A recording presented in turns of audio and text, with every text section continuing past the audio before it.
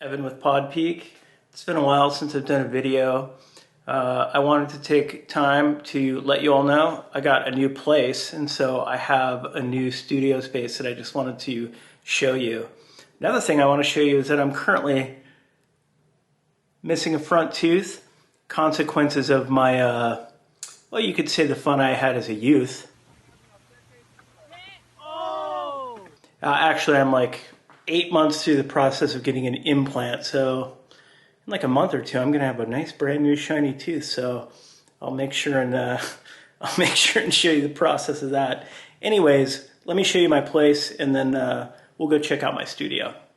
All right. So first of all, this isn't my kind of main area, but I wanted to show you all because I like to build stuff. I built this custom standing table on casters. Got some bar stools. This kind of doubles as a, like a dinner table, but I use it a lot for just like checking my emails in the morning. I do Zoom meetings out here. It's pretty sweet. So you all know I like to build stuff. If you want to check out some other things that I built, check out the video in the upper right-hand corner there where I show you how to build some really nice sound panels. You can see it's still kind of a construction zone in here. This is all like wood left over, and I've got some like, I guess those are like 2x6s that I haven't really used. But yeah, made this desk, and I'm really stoked on it. It's great. It's on casters, so I can move it around really easy. So yeah, really cool work desk.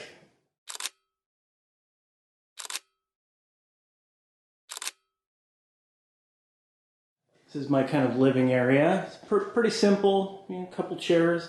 Another thing I built is a custom, I guess you could just call it like a shelving unit for my books and my vinyl.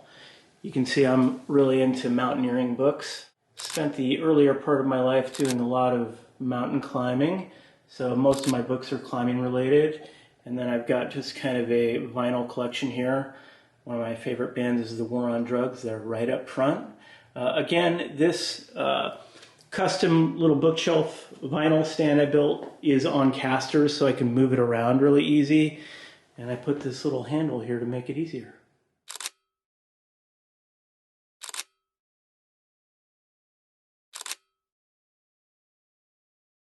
All right, so moving down the hallway.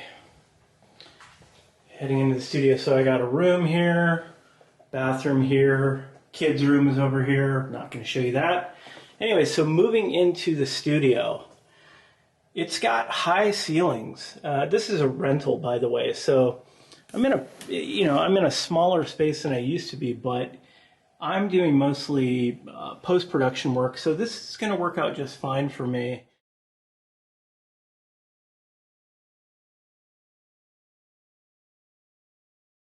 So first of all, I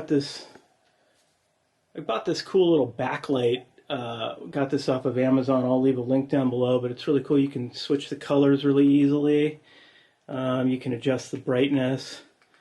It's kind of a cool vibey light, and it matches up really well with, I've got LED lights all around the perimeter. You can't see them because it's dark, but I'll turn the lights out and show you what those look like as well.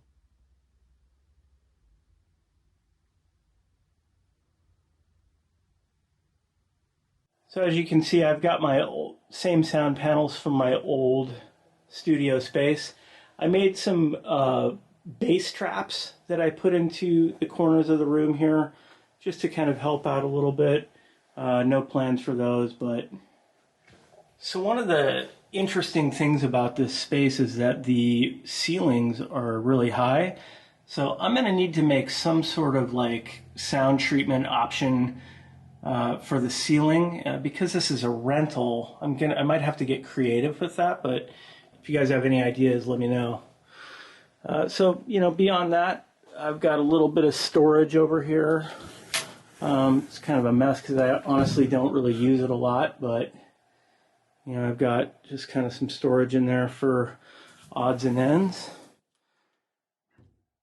And then of course, I've got my desk here, which you guys have all kind of seen that. I can kind of show you the gear I have really quick. I've got these Aventone Goss speakers. I have little stands that they sit on that have power conditioners in them.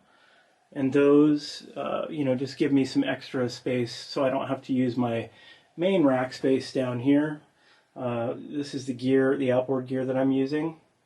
I got a Blackline audio compressor, got a Drummer stereo EQ, warm audio bus compressor, which I use every week, and the SSL Fusion, which I also use every week on my projects.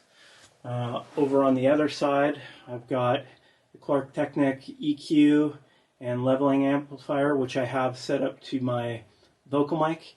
And then, of course, I've got this Ferrofish Pulse 16 80 DA converter, which is just fantastic. Down here, I've got an old Summit Audio preamp that I'm not currently using, but it's a great all-around preamp. You can use either a solid state or tube sound on that, so that's really cool. I've got my Audient ID22, which, boy, this is potentially becoming obsolete, but I still absolutely love it, and it works just great for my uses. Got my SM7B that I use for when I'm doing, kind of the close narration.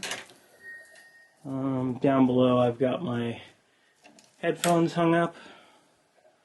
And then I'm running a 2014 27-inch Mac, which I will be upgrading soon. You can see I've got lots of external hard drives. Got a spare screen that I use down here.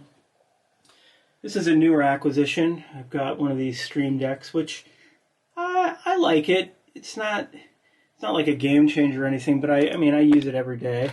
And then, of course, I've got my classic Focusrite fader port.